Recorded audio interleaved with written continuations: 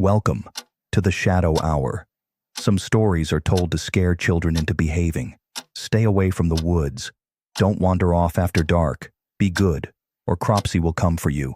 But what if that story wasn't just a tale? What if the boogeyman had a real name and a very real body count?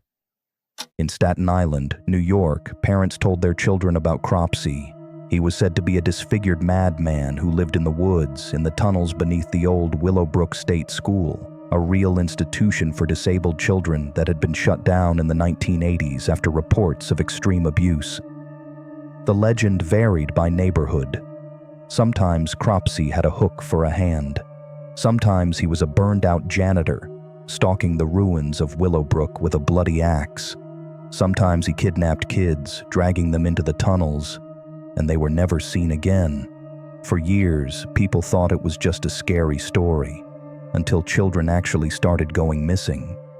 Willowbrook State School wasn't just an abandoned asylum. It was once a state-run institution for children with disabilities, and its history is very real, very dark.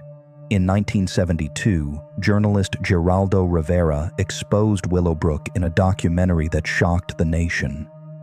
The footage showed children left in filth, underfed, neglected, many nonverbal, left to scream or rock back and forth for hours.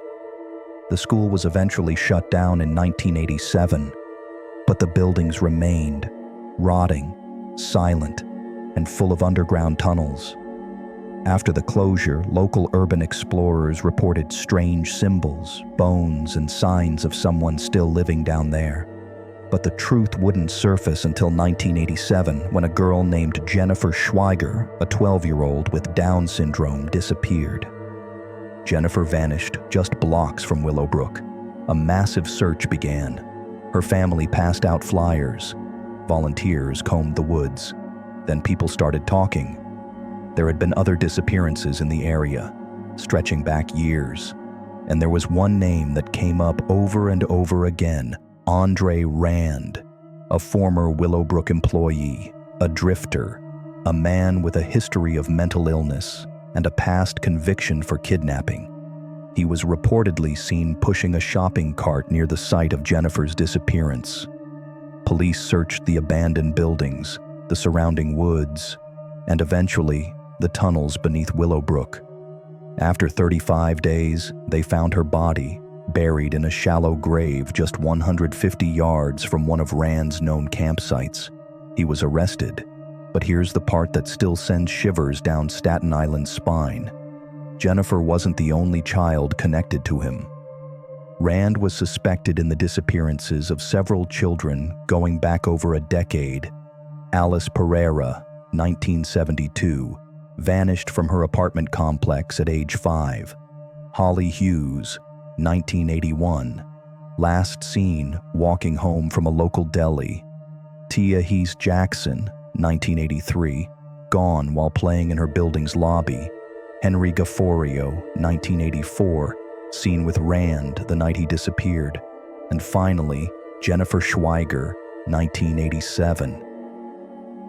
Authorities believe Rand may have used the tunnels and his knowledge of Willowbrook to hide and to hunt.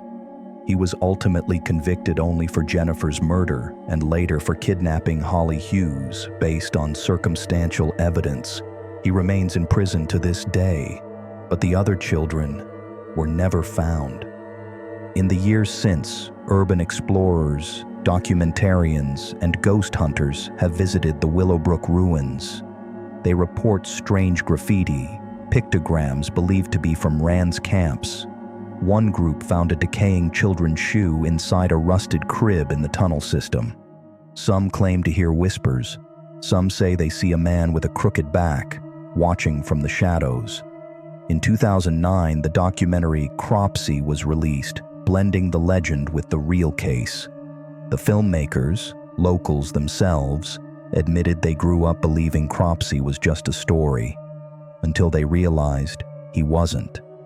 Today, Willowbrook has been mostly demolished, but the story of Cropsey lives on, in whispered warnings, in true crime circles, in restless dreams, and in the cold, hard fact that an urban legend came true because it was always based in something horrifyingly real. There was a man in the tunnels. He did take children, and for far too long, no one believed the stories. That was the story of Cropsey, the legend that became fact. Let it remind you, sometimes the scariest stories are the ones we think are made up until we dig a little deeper. And when someone tells you there's a man in the woods, maybe believe them. Until next time, welcome back to the Shadow Hour.